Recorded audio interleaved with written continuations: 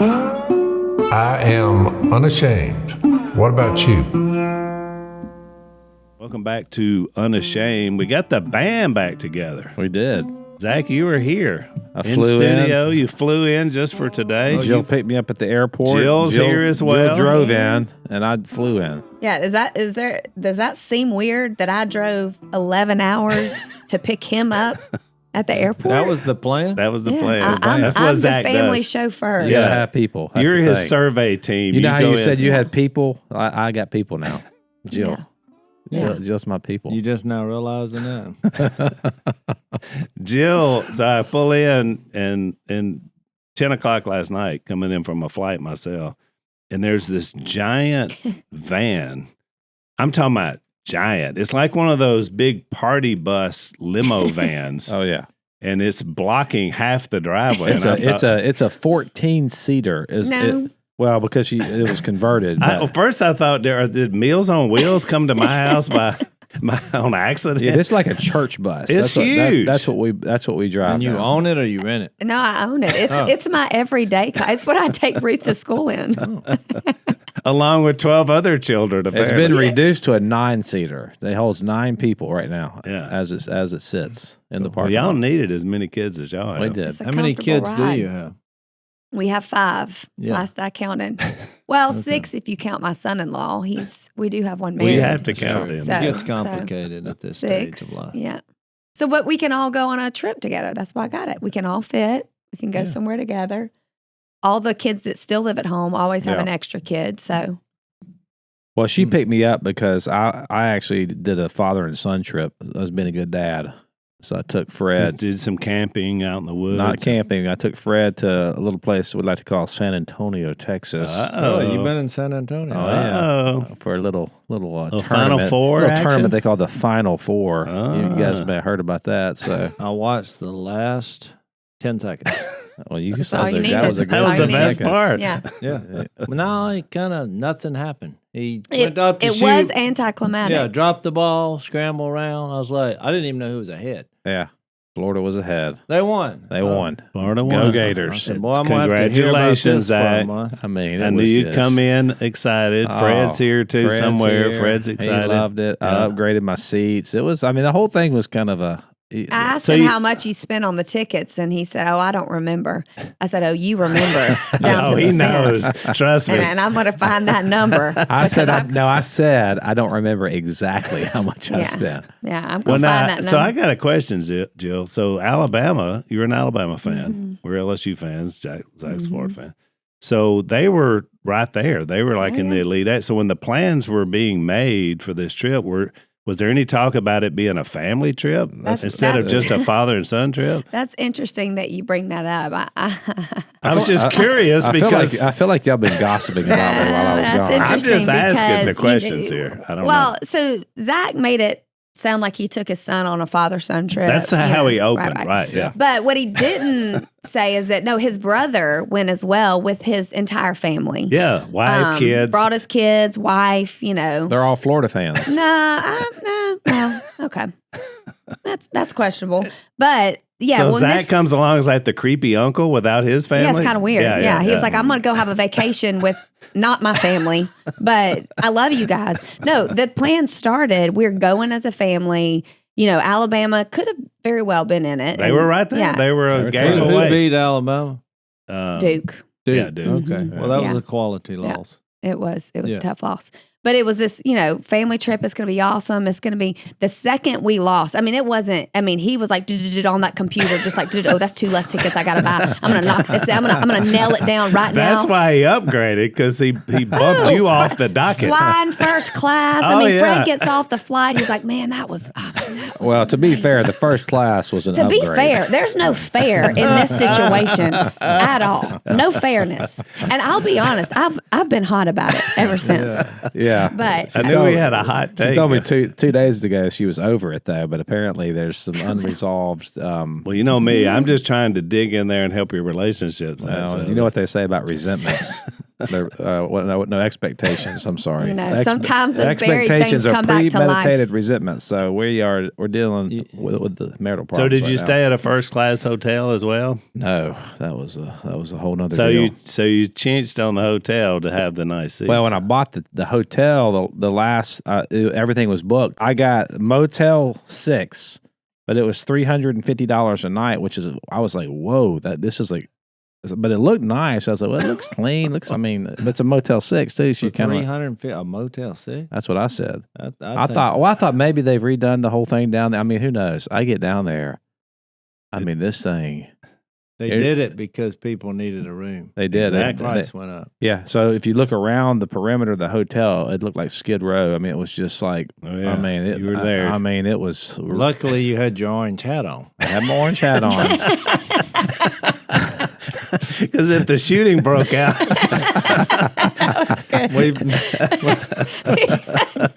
we figured out that he has a deep, dark. he thinks down people secret. are always shooting at him, so he Yes. wears orange hats. You know what's funny? That's how I spotted him last night of on the course. game. Yeah. Final Four, no joke. We're watching the game. He's paid Oh, no God. telling how much Here we go. to have. No, this is good. This is real good. To have his Somebody's seats angry. upgraded. Okay, this dude is sitting like 6 rows up. I mean, he's in it. Yeah. The camera spans. Okay, and all of a sudden, I'm like, stop, pause. Because I see the hat. Yeah. I see the hat. And it zooms in on him. And I kid you not. I have a picture. We can attach it. He's looking at his phone. Oh my Oh, god! no. You have paid. Because she was There's supposed no to. excuse for this. There is. I'd gotten a text from our producer Cole on our other podcast, another shameless plug, not yet now.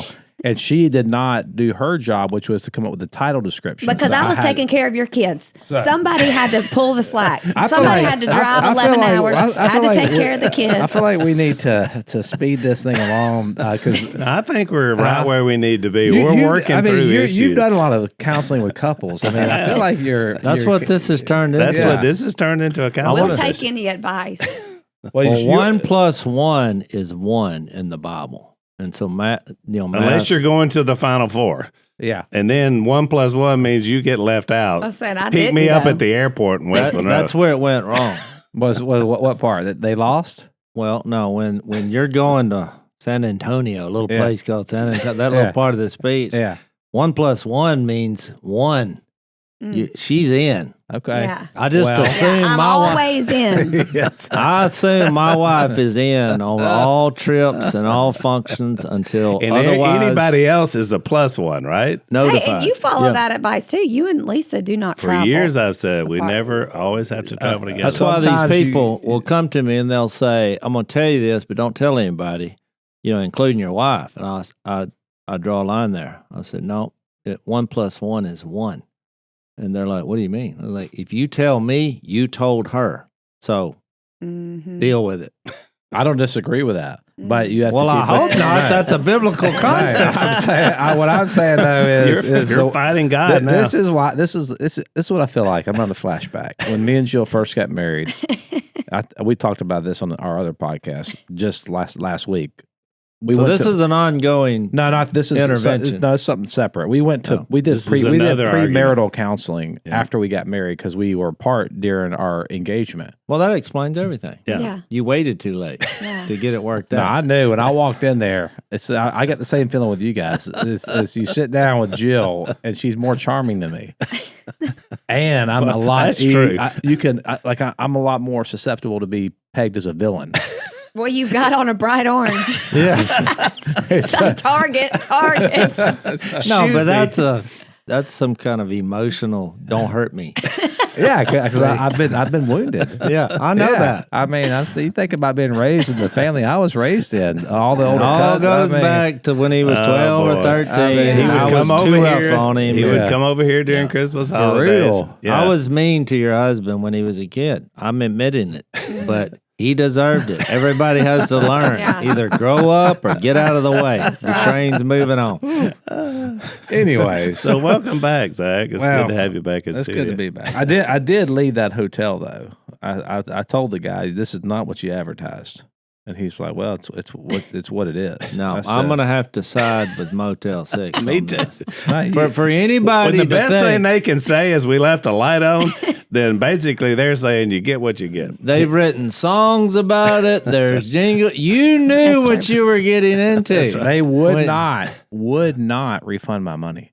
No. I would have never refunded your But money. I said, I can't stay here. in a court of law, who would have won? Me. No, It's a non-smoking room. I said, this smells like smoke. He said, no, it doesn't. I said, yes, it does. You He's like, went to a Motel 6. They all smell like smoke.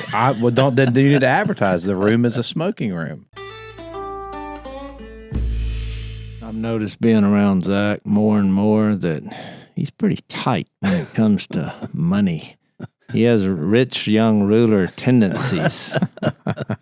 I always say he's so tight he squeaks when he walks. Yeah, I That's call when it you know. being a good steward, but you call it what you want, Jase. That's Yeah. why I use Pure Talk. It's my wireless company with a qualifying plan of just $35 a month. You talking about how tight I am? $35 a month. You can get the brand new Samsung Galaxy A26 for free. This phone has basically an indestructible Gorilla Glass and captures a beautiful wide-angle photos with next-generation camera lenses. All you need to do is switch to Pure Talk. For just $35 a month, you get unlimited talk, text, and 15 gigs of data with a mobile hotspot, all on America's most dependable 5G network. I'm using these guys, never drop calls. So I made the switch to Pure Talk. It was super easy. I love how these guys work with veterans as well. They've donated thousands of dollars to provide scholarships to support veterans learning trades after they get out of active duty. So if you want to be a part of the Pure Talk family, go to puretalk.com/unashamed to make the switch. Again, that's puretalk.com/unashamed to claim your free Samsung Galaxy with qualifying plan when you switch to Pure Talk. Wireless by Americans for Americans. So then I ended up at another place. How much 45 did you minutes spend away. on that one? $79. It's all those, I couldn't find a hotel room then. So my pride got to me in the argument with the guy. This is actually a good biblical lesson. My pride got to me, and I'm like, you're not going to take advantage of me. I'm going to leave. Of course, he kept the money. He didn't care. Probably re-rented the room. And then I end up at a worse place. Yep. That's what happens. So it was, the stay was, that's where I got you got your justice there, Hey, Jill. it's gone. Yeah. But it's good to be in West Monroe. Yeah. It's always good to have you Well, back. I'm itching. To I'm get- looking. That's only been 10 minutes. Wow, that felt like an hour. Yeah, Wow. I'm itching to get into question number 6. It just applies. I'm not going to do it, but I can tell you what it is. You know how we're going through John. I had this idea. I didn't read this in a book. This is and original. I've Okay. just I saw this stat somewhere that Jesus asked 307 questions. I thought that's a lot. Wow. Yeah. And he was only asked, it was 100 and something, which I thought, don't we have this backwards? Uh-huh. You know, if you have the creator of the universe on the planet, shouldn't we be asking more questions than he's asking? I think so. So it kind of got me, going down that rabbit hole. But then it's like, so I just started reading the questions in the gospel every time he asks a question. And they're like so profound. If you just take them as a bumper sticker. Mhm, I mean, the mhm. first one is in John, what do you seek? I mean, that's just a good question. What do you, as a human being? Yeah. So we've been, as we go along, we've been pointing out the questions. I love that. Al's keeping up with them. Yeah, I got to run So, in town. so it's interesting because in the 5th question, which is where we're at, John 6, he asked a question, but he did it as kind of a trap. Because I'm getting to number 6 because it fits in with Zach's Motel 6 story. The 5th question was, where shall we buy bread for these people to eat? But then it kind of explains why he asked that. He asked that, for a reason. So it's kind of a part 1 question. Yeah. Because then his second question, do you know what it is? Hmm. You would never know this. That's why I asked you. What the first I one? got to was- find the verse. I actually discovered this last night. Is it 67? Read it out. You do not want to leave too, do you? Oh, no, that's number 7. There's one in between. Oh, it's I came down from heaven? no, it's a question, Al. That's Well, that was a statement. question. No, you have to look really hard. I like the silence Maddie, because we're looking. I know what it says. It says, "Does this offend you?" Right after he told him he was the bread of life, and he's like, "Whoever eats my flesh and drinks my blood," which is a really profound statement. And the disciples became a little, I think the word. Oh, it's in verse 61. Yeah, I knew we'd find it. Aware that his disciples were grumbling about this, Yeah. Jesus said to them, "Does this offend you?" Just think about that question. The creator of the universe is asking his disciples, "Does this offend what I just said? Does this offend you?" So it made me think of that because you were offended by what they were saying. By He- what? He was Motel offended by 6. what they were charging. Yeah, it was more the charge, but yeah. Well, that's what I mean. It wasn't- That's the point. well, You're what like, they- it's what they were false saying. advertising. Yeah, false advertisement. No, the problem was at $350. That's what it If I was. paid $79, I'd have been like, yeah. Well, if you go there tonight, Probably, it'll cost you $79. Oh yeah. But last night, it was going Well, to be. they got me. They scalded me. But Exactly. my point is proven. It was they were giving you a difficult concept to wrap your head around. They wanted you to pay $350 for this room. And I was completely powerless. So you were Yeah. offended. So my point Yeah. was, in this was a little weightier matter because he was saying, to go back to that first question, it's like, where are we going to buy bread? And then because he's eventually going to say, "I am the bread from heaven," and they didn't like that. Right. They had trouble, and people still today they're like, "Ooh, I don't know what that's that this is getting weird." I mean, why would he say something like that? Which he later explains it. He was like, "The flesh counts for nothing. The spirit gives life, and what I've told you is filled with the spirit and life." Abundantly. Yeah, because I think it comes down to whatever you're hungry and thirsty for in life.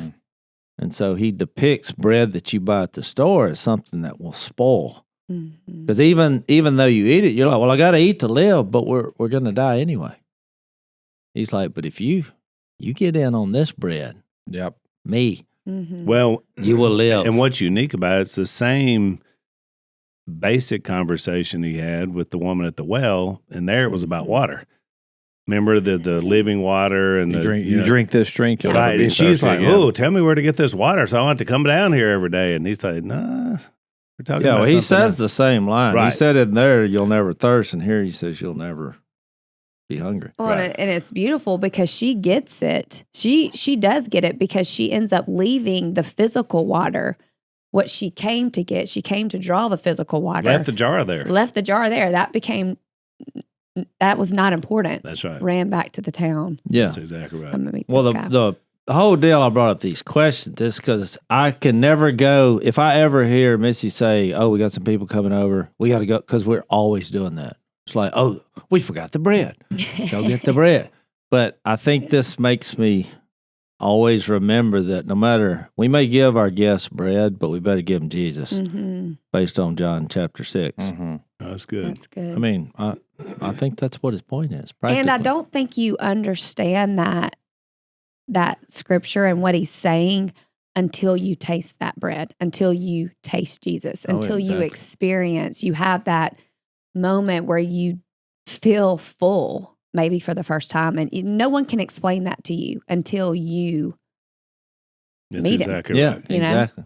And I think it helps in things. I mean, throughout my Christian life, I've read things, especially early in my Christian life, where I'm like, I really answered that question. I didn't like what I was reading. I found it offensive because that, it basically meant I'm going to have to make some changes here. If this is real. So I think it's a very profound question. So we though. were in Nebraska this weekend, in O'Neill, Nebraska, which is right in the middle of the state. And the guy that I first met there when I got to this event told me that the county, O'Neill was the county seat, and there were 100,000 plus cows, but only a little over 10,000 people. So there's 10 cows for every person in O'Neill, Nebraska, which I didn't know. But I figured that when I was driving up there because I saw a lot of cows. And I get there and the place is packed. But I knew because there wasn't a lot of people around, so I'm meeting people there where they've come from an hour, 2 hours away to this event, which we were doing a pregnancy center fundraiser. But there were 3 different young men that all came up to me and said, not together, totally separate throughout the night. We're meeting people at the end, that they had been listening to the podcast, and all three had a unique sin problem in their life that they shared with me. Lisa and I just shared. So I guess they felt, open it up. And they said, we've been listening to the podcast, and it's been the biggest thing that's helped my life. And every one of them had one of them had 2 daughters with him, and then the other 2 had a wife there. And the wife was like, oh, it's changed his life. And so it really inspired me, because I thought, and then I told all 3 of them, I said, well, when you have that hole that you're trying to fill, and you're doing it, whether it's an addiction, whatever the situation is you're trying to fill that thing with, you're not filling it with the right thing. I mean, Jesus fills that. And that's the reason you connected to us, is because everything we talk about, we point back to Jesus and who he is and how he fills that. So it's just what you're talking about with that hunger and thirst. It's the same with any desire that's earthly, that's worldly. If Jesus is greater, and once you know that, then everything else pales in comparison. So what used to be irresistible now is like, why would I even want that? Yeah. But only until you've experienced that, you can never really know. We have an expert in saving money. Well, I'm getting a reputation here, but it's because when I got my bid back on doing my landscaping in my yard, I was like, this is insane how expensive it is. But I was thankful that we had a relationship with fastgrowingtrees.com, which, by the way, is the biggest online nursery in the country with thousands of different plants and over 2 million happy customers. With Fast Growing Trees, you can save 90% of what you would spend on hiring a landscaper. Trust me, I'm telling you, because I'm actually using it. Al, what about you? You got a few things too, Got correct? a palm tree, got a little lime tree down at the southern lair. Love both of them. I love it. Well, Fast Growing Trees offers a wide variety of plants, including fruit trees, privacy trees, flowering trees, and shrubs, all tailored to your climate and space, with an easy online ordering process and quick delivery straight to your door. Plus, with their Alive and Thrive guarantee and expert support, your plants will arrive healthy, and you'll receive guidance on choosing the right plants and learn how to care for them properly. Big yard, small yard. Fast Growing Trees has over 6,000 plants to fit any space, from indoor plants to fruit trees to full-size privacy trees and more.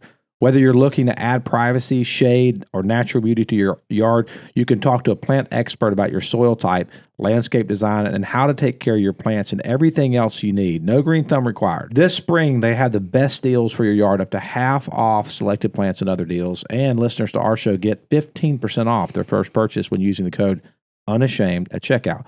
That's an additional 15% off at fastgrowingtrees.com using the code Unashamed at checkout. FastGrowingTrees.com, code Unashamed. Now's the perfect time to plant. Use Unashamed to save today. Offer is valid for a limited time. Terms and conditions may apply. Why it's offensive? Because Christ is offensive, and the gospel is offensive, because if you don't have an imagination for what this bread would taste like, then whatever you've been eating, C.S. Lewis called it mud pies in the slum. He said we can't fathom a holiday by the sea because we're settling for these mud pies in the slum. That you can't have an imagination for what God's offered. And actually, Paul says that too. I think in 1 Corinthians, what no eye has seen, or no ear has heard, or the heart of man has not imagined what God has prepared for those who love Him. So we can't even imagine what that is. So it's offensive. Because what essentially at the core of the gospel, there's this thread that runs through it, which is this, that there is a God and I'm not him. Yeah. And I think at some point in every person's life, if you're going to walk with Jesus, you're going to have to get to that realization that there is a God, I'm not him, and I'm going to submit to him no matter what. Whatever it says about my sexuality, whatever it says about how I conduct myself sexually, with my money, with my time, with my effort, it's all coming up under his lordship. And that's offensive, because I don't want to release my own autonomy. I think I know how to construct my life in a manner that's going to be pleasurable for me. But the truth is that when I've taken that own sovereignty for myself and said, I'm gonna run this like I want to run it, that's never actually worked out well. Yeah, and how many people do we all know that seem like they have worldly success and look like they're on the top of their game, but are miserable? miserable with their family, miserable with their wife, miserable with their relationship. I mean, something there's just because again, you can't find enough stuff in this world to fill that hole. Which is funny because the text here in John 6, the correlation in the Old Testament is pretty obvious, right? That there's manna coming down from Well, heaven. they get into this discussion. It's interesting how what they did though I think we mentioned this on a previous podcast that you think about if you're part of the Israelites and you've witnessed the parting of the Red Sea, for crying out loud. I mean, you've witnessed all the 10 plagues that happened in Egypt. I mean, I would think that for me, I would be like, I'm going with this God, Yahweh. Yeah, I'm in. He provides, and then whenever you're hungry, bread literally falls out of the sky. But they were so afraid of turning over their lives to trust in him that they would hoard up the bread for themselves. And so I think when you see that the picture here is Christ is saying, like, I'm that bread. Like I'm going to provide. I'm the one who sustains all of this. But for whatever reason, we humans, we think that we somehow gotta, yes, I got you, but I'm going to have a little stash over here, whatever your stash may be. Well, because it's earthly. I think it's because we think we know what we want to seek. I keep going back to that first question. What do you seek? I mean, what a question. And I can't tell you how many times in my life I have thought, okay, this is what I want. This is what I want. This is what I seek for my life. And you thought you wanted to go to. That's what I want. No, you don't get to interrupt this. Hey, this is progress. This is a profound thought. This is progress. I wish Missy was here. Embrace. I don't see you sweat, but a little Well, bit. then it would be a kind of a tag team thing. That'd get weird, you know. That would be my dream podcast. The title would be Tag Team Wrestling. But I was thinking, the Israelites, per your example, they were seeking food. They were starving. He provides the food. Then all of a sudden, that's not what they want anymore. They want something better.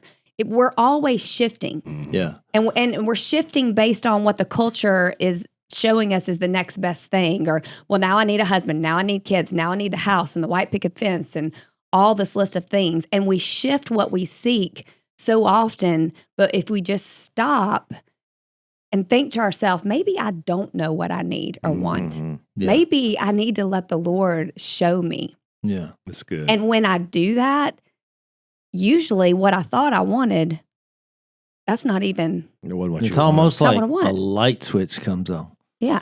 Because that's exactly what they did. They got the manna, and it's like, well, yeah, manna's great, but if we had some meat, We need Right. some meat. I mean, we would really have a meal. They need this so much quail. It said it was just in their teeth. It was so much, and they were like, well, what good is it without water to wash it down with? I mean, it was always more. Always It's something. Always something. I think I figured it out. I mean, y'all can tell me if I'm wrong, but I've been reading this for about a week.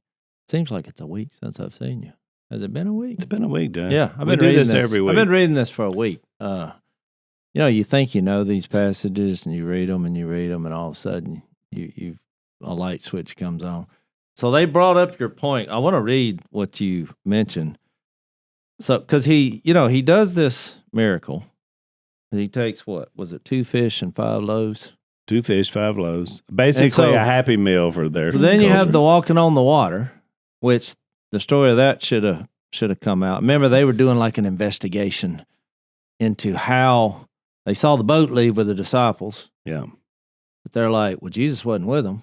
And how did he? And then they show up around the lake, and then they're Yeah. like, well, how are you here? The whole thing is like an interrogation. It's like a That was court. one of their questions, by the way. Oh, they have so many. They ask. Yeah. It's the first time I was going to talk about that when we get in this detail, because you have 3 questions in here that Jesus asked, but you have way more in this instance that they're asking, and they ask the dumbest, the most horrible question. And the reason we haven't read it yet, because if you just are looking for this, they are the most miss the point questions. It basically illustrates what you said. What they're seeking by their questions is obvious, and it's obviously terrible. They're missing his point. At every turn, he makes a statement, and they ask a dumb question. He makes a statement, they ask 2 dumb questions. Then they'll give a little a little detail like justification for why they asked the questions. Now that's stupid. Yeah, they're playing checkers, and Jesus is playing 4D chess. So I think I figured this out, and you're going to like this. What's the name of your podcast again? Not yet Not now. yet now. Yeah, I knew that. I just wanted you to say it. Subscribe if Well, you that's haven't. 3 shameless plugs, and I aided and abetted that one. But watch what they say. They bring up this, after they confront him, and just to give you a little bit of the history there, they in verse 25, they found him on the other side of the lake. They said, "When did you get here?" Jesus answered.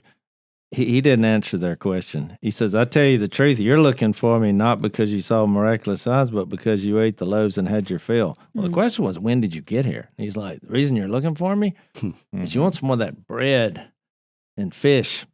So he actually answered a question that they didn't ask, is what happened there. Yeah. That goes to your point, Joe. Mm-hmm. He's thinking at a little deeper level. So then he says, "Do not work for food that spoils." Of course, I'm sure their minds were reeling because I'm sure that bread was good since it was made from heaven. Yeah. The ultimate baker, Yeah. the one who It's like created the everything that went sourdough into pretty, the bread. Yeah, yeah. exactly. And had your fill. Do not work for food that spoils, but for food that endures to eternal life. We set the precedent right there for what he was going to talk about, him being the bread, which the Son of Man will give you. I'm going to give you. That's a key phrase. I'm going to give this to you. Yep. On himself, God the Father has placed his seal of approval. So he's like, I'm with the Father. Well, then they asked, well, look at the dumb question here. Well, what must we do to do the work God requires? So you say, where are they getting that question? Well, they got the question when he said 27, do not work for food that spoils. So he said, work for food that endures to eternal life. But watch what they missed this part, which the Son of Man will give you. Mm-hmm. Mm-hmm. I'm going to give this to you. You need to work for that. So they're like, well, what must we do to do the work God requires? Jesus answered, the work of God is this, to believe in the one he sent, the one who's going to give it to you. Yeah. That is the work. They're like, well, that's not work. I can't check that off. I can't make myself feel good about. I need a work. Yeah. So this gets worse because they're like, well, he didn't answer the question. What are you talking about? Believe in you. You're just a man. And so it goes to the next stage, which Al already talked about. So they asked him, well, what miraculous sign then will you give that we may see it and believe you? Terrible question. As if what he's already been doing is not enough. We just had 2 pretty major signs. He fed 10,000 people with a Happy Meal. Come on. And he actually walked across the sea when everybody else was in a boat, and you're confused with how the hookup happened. Because I'm sure somebody said, yeah, he just walked. No, you know how it's like, come on, ride with us. No, I'll walk. Kind of what happened to you, Come fly with me. No, I'll tell you what, I'll just drive. Well, boys, you know what's coming right around the corner. Does anybody know? I know. What is it? April 15th. April 15th. It's tax day. Not your birthday, Jase. It's tax day. Yeah. Do you have unfiled tax returns, or maybe you can't pay the IRS? The IRS, I'm going to tell you right now, they're aggressive. Mm-hmm. And the longer you wait, the worse it gets. Wage garnishments, bank levies, even property seizures are all on the table. I would encourage our audience to get ahead of this while you can. I've had my own issues with the IRS. It's very difficult getting in touch with the right agent. That's where our friends at Tax Network USA come into play. Going up against the IRS alone, it's a big mistake. Take my advice. Call the experts at Tax Network USA. They know the system, and they have an edge, a preferred direct line to the IRS. They know which agents to deal with and which ones to avoid. Tax Network USA's attorneys and negotiators have already resolved over $1 billion in tax debt. They can help you too, but you need to move fast. April 15th is almost here. Talk with one of their strategists today. It's free. Stop looking over your shoulder and put this behind you. Call Tax Network USA at 1-800-958-1000. That's 1-800-958-1000, or visit tnusa.com/unashamed. tnusa.com/unashamed. Just drive. You just I'd drive. rather It's the big 11 party bus. hours. I mean, what? Zach like walked on water to get here. Exactly. I drove the party bus. Wow, we got to move on though. We really do. So Jesus paid for it, y'all. Come on.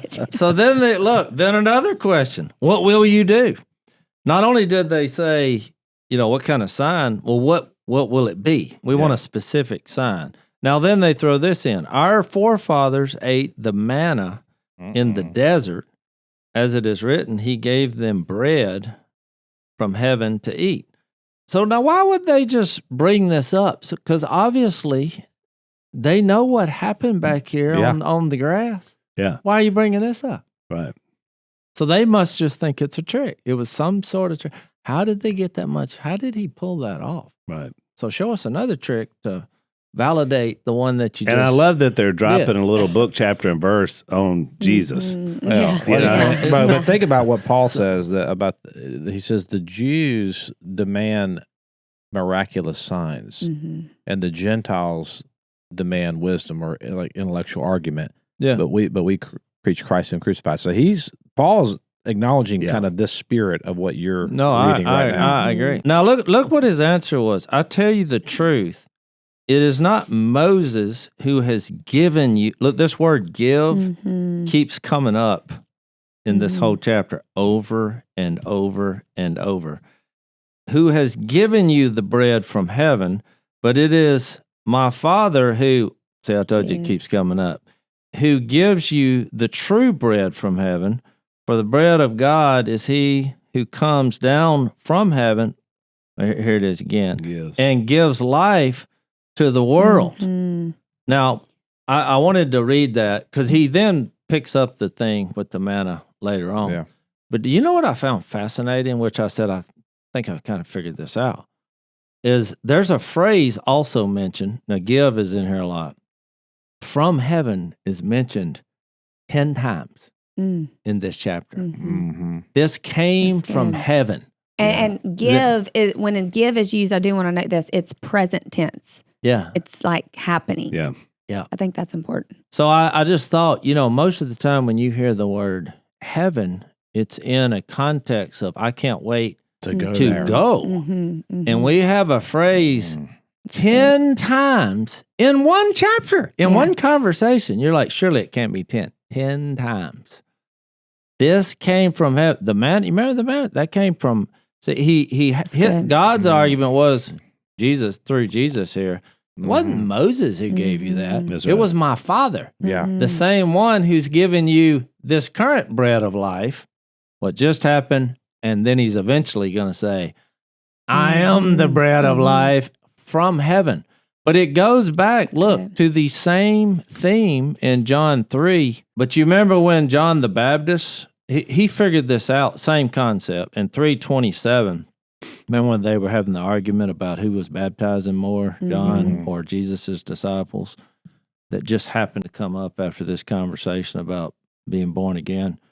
And the conversation with Nicodemus, remember when he said in verse 12 of chapter 3, I have spoken to you of earthly things, and you do not believe. How then will you believe if I speak of heavenly things? This heaven and earth seems to have a theme here. Beginning in Genesis 1, Yeah. it said, in the beginning, God made the heavens and the earth. So, and now here's Jesus bringing it together. Revelation, 21? Yeah. So watch what John says. He uses the same argument Jesus made, which I think is fascinating. Verse 27, to this John replied, a man can receive only what is, here's that word again, given him from heaven. I think we've stumbled upon a theme in the book of John. You yourselves can testify that I'm not the Christ, but I'm sent ahead of him. So he's like, whatever my role was, it came from heaven and I did my job. The bride belongs to the bridegroom. The friend who attends the bridegroom waits and listens for him and is full of joy when he hears the bridegroom's voice. Look, that joy is mine and it's now complete. He must become greater. I must become less. And then he gets into the same speech. The one who comes from above, Mm-hmm. so it doesn't say heaven, but I think that's what it was talking about. Mine says heaven. All But right. he who comes from heaven is above all. Yeah, it's a better Mm-hmm. translation because it's the same word. The one who is from the earth belongs to the earth and speaks as one from the earth. The one who comes from heaven is above all. He testifies to what he has seen and heard, but no one accepts his testimony. So 3 chapters later, you're seeing this being lived out. Here's Jesus from heaven, which is interesting when they're like, well, how'd you get here? It would have been a perfect opportunity to say, well, here's how I got here. I actually came through a virgin. Yeah. Of course, they're going to be like, they're not even believing what they're seeing here. So I think it's a fascinating phrase that's used over and over that puts what he's going to say in the proper perspective. Oh, it's more than fascinating. I would say that it is core central truth to understanding the kingdom. Yeah.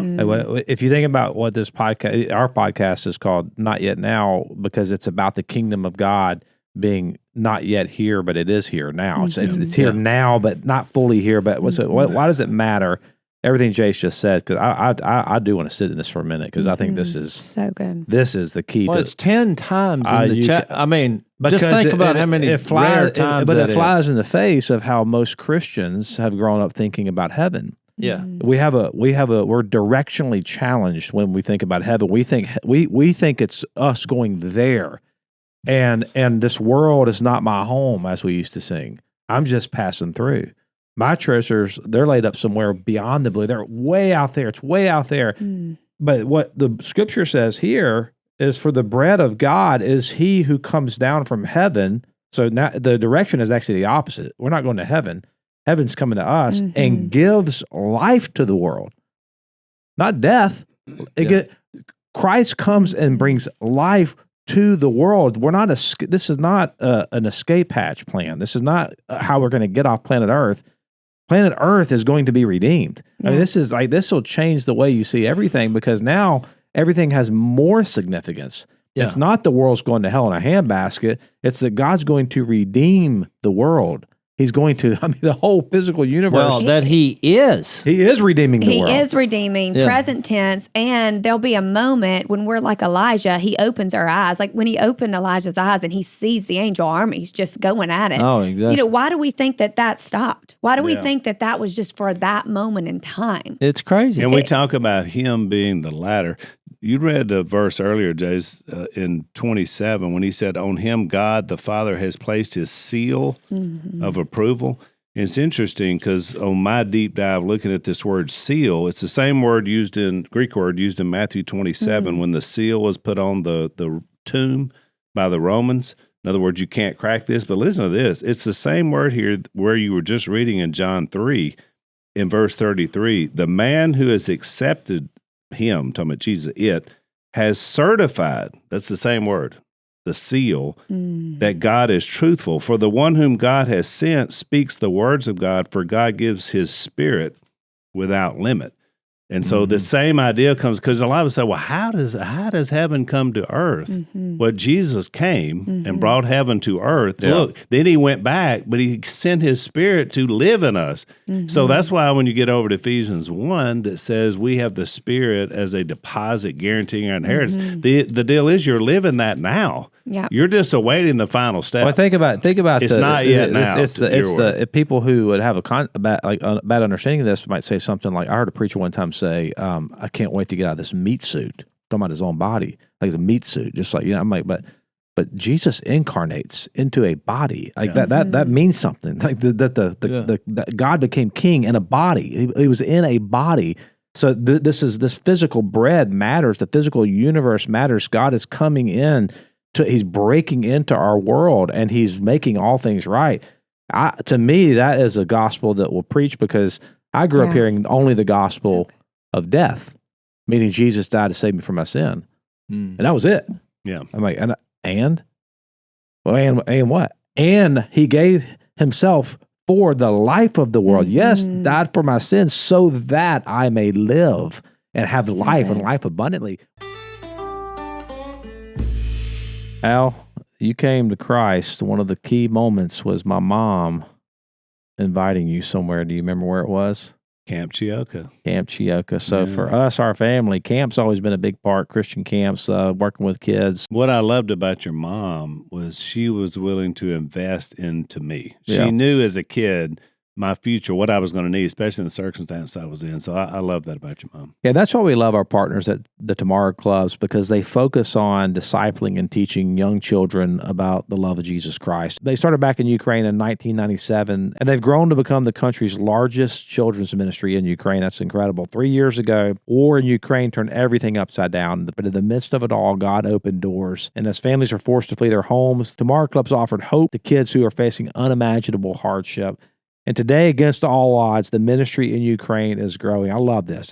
Blows me away that there are nearly 14,000 kids that now gather each week to learn what it means to follow Jesus, all because of Tomorrow Clubs. Awesome. This is exactly what we stand for in this podcast. It's long-term discipleship relationships, partnering with local churches. We're inviting our Unashamed listeners to become Tomorrow Clubs ministry partners by sponsoring 30 or more kids with a monthly donation of just $1 per child. Just $1 per child per month to bring the life-changing hope of the gospel to young people in places like the war-torn country of Ukraine. Go to tomorrowclubs.org/unashamed today to learn more and become a Tomorrow Clubs ministry partner. That's tomorrowclubs.org/unashamed. We left off the life part. We just left it off, and we wonder why so many young people are just like, we sat there. Well, I think we leave off the life part a lot of times because life is hard. There are things that happen here, sicknesses, death, all of that is hard. So sometimes yeah, that's true. I feel we fear speaking so much life because, yes, there is so much hurt. There is hurt happening, but there will be a point in time when that is no more. And that's the not yet. That's the not yet. And talking about the seal, I couldn't help but think of, we adopted Ruth, and she has this whole powerful adoption story, but I'll never forget the day those adoption papers came in the mail with that seal, that state seal that was like, this is official. This is official. This is permanent. Yeah. And I remember just being just like, thank you, Lord. But I kept thinking about that seal of the Spirit in my life. It's like a live and active seal. Like the Spirit that's in us, A guarantee, a it's deposit. not just a guarantee in one moment. It That's is a moment by moment by moment. I mean, I can always tap into that. Yeah. And that's when God shows me more of what I seek and leads me to seek what He wants me to seek. And to the degree that I believe Him, I'm experiencing life abundantly, even through difficult stuff. Yeah. That's why you see people that go through terrible things and you hear them talk about the peace God gave them through that. And I'm just like, I can't comprehend that. But that's the Spirit. Yeah. Well, it's the dealing with death is hard when we talk about our particular eschatology. It's hard to talk about it because there is pain and suffering.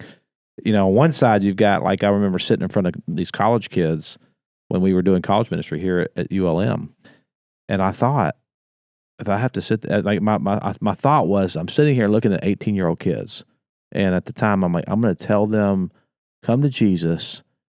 Grind out a pretty miserable life. Don't do anything fun for about 60 years, 60 more years. And hope you make probably lost them when you said eschatology. Because, like, if I'd have been 17 and heard that, I I'm wouldn't like, have said that. I'm He out. didn't have that word back Does he then. use that just in y'all's private conversations? Yes. Does he? Do you ever just say, No. Did I just hear crickets? Is yeah, that we like- did that on purpose? Because every Jill doesn't know about the roast. I should have told you before you came on, Jill. See, when he says things like that, crickets just appear. There are times where we're having, the coffee in the morning. No one's around. It's just me and him having coffee, and he'll throw some word out, and I'm, what is that? Can you just say we it? need to get you one of these. We got one of the biggest. We got one of I the need biggest. one of those at my house. We got one of the biggest arguments we got into when I used the phrase Olivet discourse, and it was like You would have thought People are going to think we have a really bad marriage We because don't. We love each anytime I'm other. on here, we're talking about a fight. We love really each do. other. We love I do each Well, love- it's fine. I mean, We have to relate to the masses, Jill. This is the way other people talk. Well, what I was going to say before we got sidetracked there is that, that you tell a college kid 60 years, grind it out, and then you get to go to heaven. I mean, that's a tough sell. That's when I began to really start thinking about, man, is there more? Is there more to the gospel than just, hey man, grind it out for 60 years, and then. And what we learned in college ministry is that by the time these kids came to us, I mean, they had tried everything under the sun. I mean, it's like a different world now than what we grew up in. They had tried everything, and they were miserable, and they were searching, and they needed a reference. They needed connection. They needed intimacy. They had no context for what life could be like now in Christ. So that was the one side of it. But the other side of it is then you preach that, and people who are going through a tough time are like, man, I'm dealing with the death of my mom or something, and that's difficult to deal with. But there's actually a book, one of my favorite books, talks about this. It's actually written on this verse. It's about this verse, for the life of the world. Jesus gave him his flesh for the life of the world. The whole book is written on that topic, and he says that that death, the way we deal with death as Christians, we don't say death doesn't matter. We mourn at the grave. We cry at the grave. We weep. Jesus wept at the grave of Lazarus. Why? Because what we're saying is that this is not the way that the world should be. Yeah. And it's not the way the world will be. Yeah. And Christ is going to redeem, and all the things that you feel in your mourning and in your sorrow and in your pain, that's actually a testimony of the way that the way that God wants to bring heaven to earth, and one day that will be gone. In this section, N.T. Wright used an illustration that Jase probably skipped over. That was really, really. He doesn't read the illustration, but it was so good because he talked about this doctoral student that was working on his dissertation, and at the very last chapter he was writing for the dissertation, he said he had to go to these art galleries and comment on these artists. And so he was just running through and getting their names and information on each one. And he never appreciated the art of what these people did. And he mentioned that in the context of these people, that when you miss Jesus, you miss the art of who he is and what he does, which I thought was so good. And it reminded me of when I was up at a gallery in Alaska, this guy that had donated some money to One Kingdom. And so we went up to visit him. And I was just, I was looking at all this beautiful, like, stuff he had painted from Alaska, just Mount McKinley and the Northern Lights and all this beautiful stuff. And I came across this painting that looked like it was Alaska if it was in hell. It was just like on fire, and it was the same land pieces, but it was like, and I thought, what is this? And I'm looking around, and nothing else was like it. And I looked down at the bottom, and the name of the painting was Through the Fires of Pain. Wow. And he told me later when I asked him, I said, what about that one that was like, looked like Alaska in hell? He said, that was one of the roughest times in my life. He said, but that's where I saw God the most.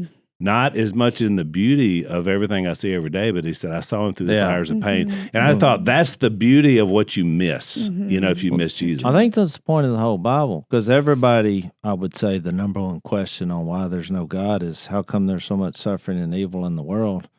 And that's what this is about. Yeah. That's why he sent Jesus. That's why he sent those who surrender Jesus, his spirit. That's why you see the church of the living God move into these bad situations, health-wise or demonic-wise or sin-wise, and we're offering peace and joy. Because if you think about that pain, I haven't had that. Like I've had objections with God like before in my life, and I was probably you were offended at God. But I have been offended at God. Yeah, that's why I asked you the question: does this offend you? And I've also felt like I've had a lot of questions. Is he real? Like, I mean, that's why I got into honestly all the big words, because I studied a lot of philosophy and apologetics. For me, that was very helpful. But I'll say this, that I never really struggled with the problem of evil is what that term is, because when I think about when I really think about the pain of losing someone you love, like my mom, or like even like watching Phil, and Kay, like that hurts, you know what I mean? And when I think about that, like, I'm like, why does that hurt? Like, what is that? Like, what is that pain? I mean, what is that pain? Why would you care? If there is no God, why would I even care? I wouldn't right. care. I wouldn't care. It's just, we're all just propagating one's DNA, as Richard Dawkins says. You know, that's the sole purpose of life, is pitiless Evolution, indifference. strongest survive. But I know in my soul that that's not true. Yes, sir. Even if I believe that intellectually, which I don't, but even if I did believe that intellectually, guess what? In my soul, there is something in me that's testifying, nope, that's not true. That's it. And I can't explain it. I can't defend it. There's no apologetic for it. I'm just telling you, something in me, and when I say in me, I mean deep in me, at the very core and the center of my being says, nope, there's more. Yeah. There's more, and they matter. You know what I mean? That's a testament to God. That means heaven has come to earth. Yeah. And that also means we're out of time. That went fast. Well, that was just an introduction. Yeah, that was the intros, yeah. So we may see if we can talk you into staying to the meaty part. Well, I of was this. going to talk about the reverse is also true. That life, when you see a baby come into the world, the same thing. Just like We'll talk. I've seen No. I've seen a few We'll hold that babies come thought, into the but- world. Let's We'll pick talk that about up in the next time podcast. on Unashamed. Thanks for listening to the Unashamed podcast. Help us out by leaving a rating and review on Apple Podcasts. And don't miss an episode by subscribing on YouTube. And be sure to click the little bell and choose all notifications to watch every episode.